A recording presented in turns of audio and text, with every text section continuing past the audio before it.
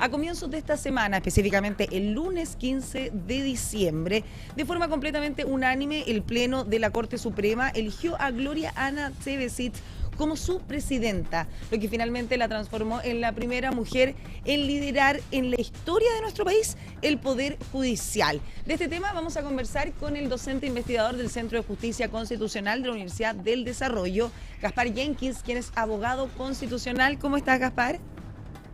Muy buen día, muchas gracias por la invitación. Buenos días, muchas gracias a ti por estar con puranoticia.cl. Hablábamos de esta tradición que finalmente se respetó nuevamente en este año, ¿cierto? Que tiene como tradición el Poder Judicial escoger al ministro o ministra con mayor antigüedad para que sea quien los lidere, ¿cierto?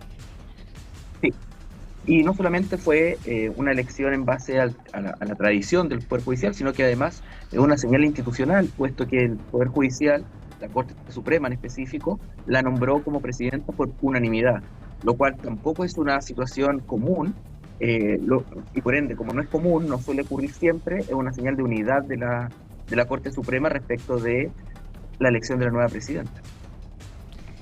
Y a propósito de eso, ¿en qué estado efectivamente recibe la nueva presidenta al Poder Judicial, ¿cierto? En medio de estas recientes crisis, ¿cierto? Cuestionamientos que también ha tenido el sistema. Hemos visto también estos otros ministros, exministros que también han sido judicializados, ¿cierto? Acusaciones constitucionales. ¿En qué estado está efectivamente el Poder Judicial a esta fecha y cómo lo recibe ella?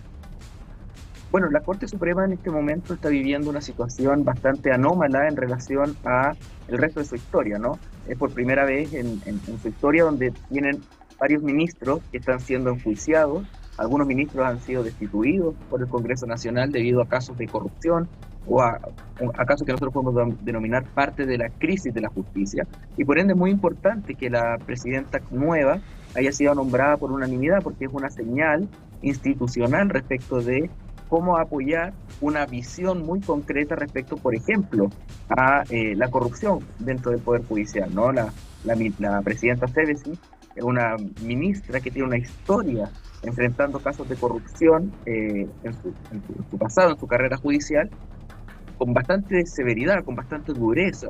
Por ende, cuando la Corte Suprema, ahora consciente de esta situación bastante débil, bastante compleja, en la que se encuentra como, no solamente como los ministros como personas, sino como poder judicial frente a la ciudadanía, dar esta votación de respaldo total a la presidenta es una muestra o es una señal de tratar de enfrentar estos problemas con una directriz más o menos concreta, más o menos severa, más o menos dura, frente a los casos de corrupción que se han ido conociendo debido al caso Hermosilla, a la derivada Bielorrusia y tantas otras que tal vez puedan llegar a ocurrir en el futuro, ¿no? Como este caso todavía está en evolución, todavía no termina de verse todas las circunstancias y todas las directrices que podrían generarse debido a las filtraciones de conversaciones, a las diversas circunstancias que está investigando el Ministerio Público. Y aquí, desde mi opinión, la Corte Suprema está dando una señal bastante directa, bastante clara a la ciudadanía de cómo enfrentar estos casos al nombrar como presidenta no solamente a aquella que tiene la mayor antigüedad, sino que nombrar como presidenta a alguien que tiene una visión dura respecto a los casos de corrupción en su pasado. Y como tú decías también, de forma unánime, lo que claramente es una señal de respaldo, ¿cierto? Detrás del Poder Judicial completo, de un respaldo hacia las decisiones que finalmente, o cómo dirija, ¿cierto?, el tema en esta crisis. Exactamente.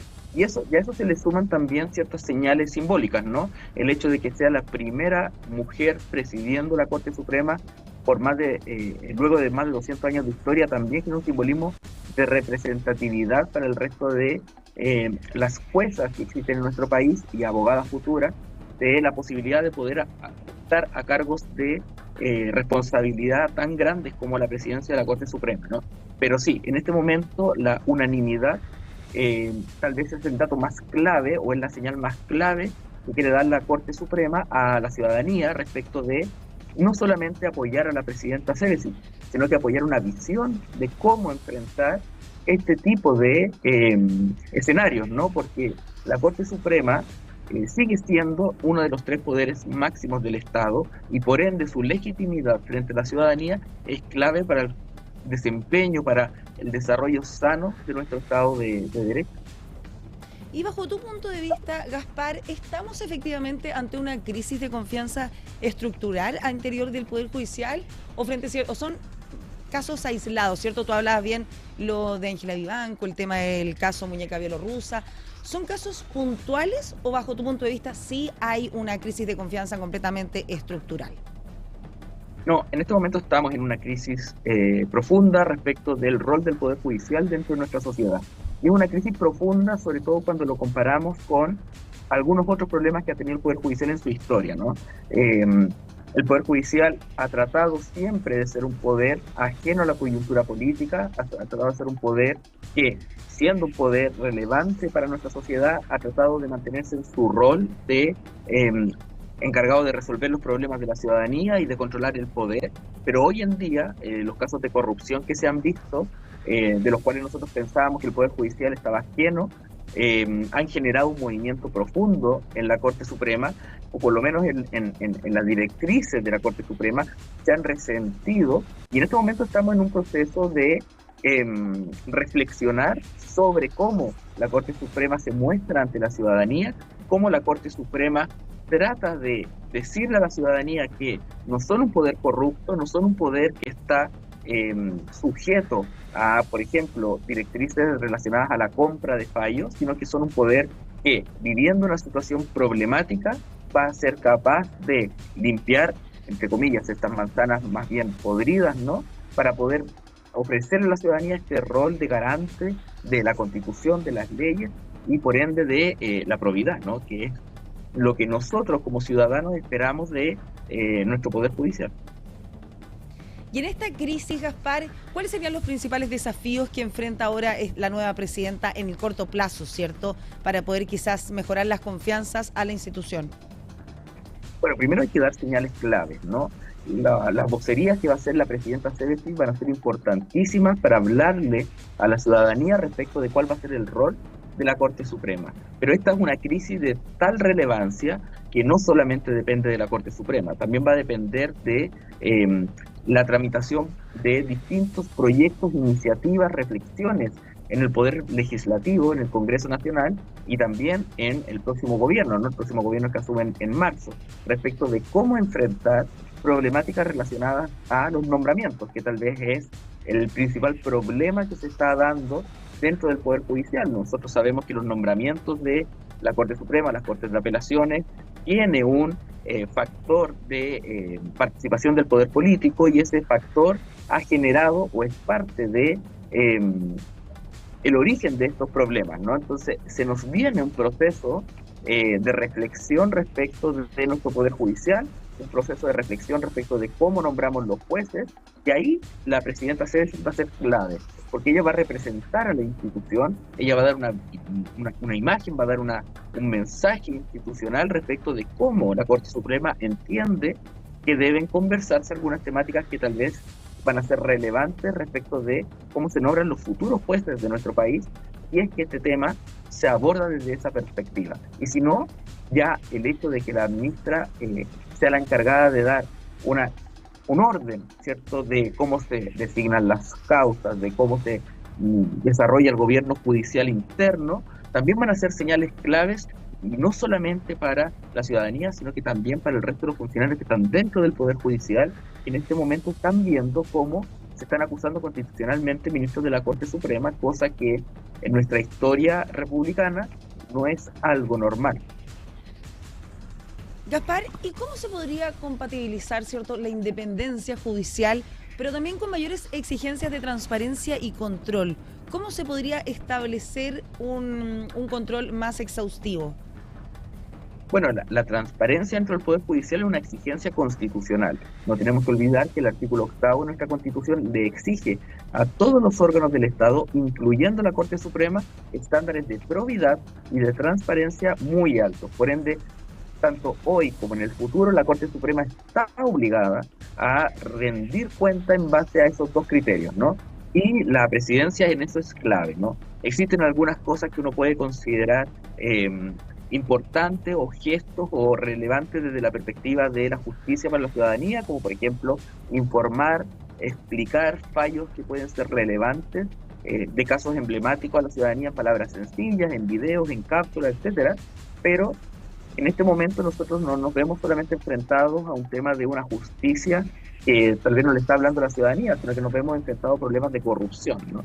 Y ahí la transparencia va a ser clave, pero no solamente del Poder Judicial, sino que de los procesos de nombramiento. Es allí donde nosotros tenemos que tener una exigencia, un estándar elevado respecto de cómo se conoce, cómo se deciden quiénes son los candidatos para optar a jueces de letras en lo civil, jueces de los distintos tribunales penales, jueces de las Cortes de Apelaciones y especialmente jueces de la Corte Suprema, para que la ciudadanía pueda entender cómo se están evaluando esos currículums, cómo están llegando esos nombres a las instancias de decisión y después especialmente cómo se deciden, ¿no? Cómo se votan, cómo se reflexionan, quiénes son las personas más adecuadas para asumir los cargos. Hay que recordar que en este momento hay cargos vacantes en la Corte Suprema. El presidente Boric y el Congreso actual, el Senado especialmente, tienen unos nombramientos que están pendientes, que el presidente Boric no lo logra hacer antes de que finalice su mandato, lo va a tener que hacer el presidente Kast. Y ahí la gran pregunta que nosotros nos tenemos que hacer como ciudadanía es a quiénes están evaluando el Poder Ejecutivo y el Poder Legislativo como posibles miembros de la Corte Suprema. Y ahí los estándares de transparencia, en este momento puntual, donde se está viviendo esta crisis institucional, van a ser clave. Y ante esta crisis institucional, como tú lo llamaste, ¿cierto?, al Poder Judicial, ¿qué reformas internas serían urgentes ya de realizar para poder fortalecer la probidad, ¿cierto?, al interior del organismo? Bueno, la ministra Cebesic aquí va a tener un rol clave respecto de cómo organizar bien el conocimiento de las causas. Uno de los problemas relevantes de lo que estamos conociendo como la arista bielorrusa tenía que ver con cómo se organizaban las causas y su conocimiento dentro del Poder Judicial y específicamente dentro de la Corte Suprema. Y ahí la ministra Cebesic tiene historia, tiene un mensaje claro respecto de que eso no debe ser realizado en base a preferencias personales de los ministros que están asumiendo un rol en cada una de las salas, sino que tiene que ser de acuerdo a ciertos órdenes de antigüedad de causas, tratando de darle preferencia a las causas que tienen más tiempo de tramitación, etcétera. Evitar una designación voluntaria respecto de con qué tiempo se conocen las causas, sino que otorgar una mirada más bien temporal, ¿no? Una mirada más bien de criterio respecto de las causas que van conociendo cada una de las salas, ¿no? Ese tal vez es un rol que pasa desapercibido, pero puede ser muy relevante respecto de causas que puedan ser emblemáticas para el desarrollo de nuestro país. Ese tal vez es el primer rol, ¿no? Y el segundo tiene que ver con el gobierno judicial, ¿no? La estructuración, el desarrollo de los funcionarios, los permisos, la forma en que el Poder Judicial va a enfrentar, por ejemplo, estos periodos que para el resto del país son normalmente de vacaciones en febrero, ¿no? El Poder Judicial va a tener que seguir funcionando. ¿Cómo se van a conocer esas causas? ¿Quiénes van a ser los jueces encargados de redactar borradores de fallos? ¿Cómo se van a hacer las negociaciones dentro del Poder Judicial? Ahí la ministra Cebesic va a tener un rol importantísimo de liderazgo, ¿no? Y después lo otro ya es externo, ¿no? Ya no es parte del Poder Judicial exclusivamente, sino que es parte de una conversación institucional con los otros poderes del Estado. Y ahí yo creo que se nos va a generar un desafío importante, tanto para lo que queda de este año como para el próximo, y especialmente para el presidente Kast, cuando asuma respecto de una reflexión sobre cómo se están enfrentando las reglas de nombramiento, ¿no? Las reglas de nombramiento generan o han generado, por lo que hemos visto de los casos de corrupción de este año, ¿no? Generan lógicas bastante complejas de clientelismo, de corporativismo, bastante complejas de superar, y ahí ya no solamente es el Poder Judicial el llamado a reflexionar cómo cambiar esto, sino que especialmente nuestro Congreso Nacional, planteando la posibilidad de una reforma constitucional respecto de cómo se nombran los jueces en nuestro país, evitando crear lógicas de nombramiento como las que tenemos hoy en día, que pueden generar este tipo de crisis institucionales relevantes. Una buena señal, entonces, Gaspar, ¿cierto? Un buen augurio, ¿cierto?, que podría tener el Poder Judicial en los próximos años. Esperemos que esto se materialice, ¿cierto?, con la llegada y el nombramiento de la nueva jueza. Muchas gracias. Gaspar Jenkins, abogado constitucional, docente investigador también del Centro de Justicia Constitucional de la Universidad del Desarrollo. Muchas gracias por conectarte con Pura Noticia Matinal. A ustedes muchas gracias por la invitación. Muy buen día. Que tengas un muy buen día.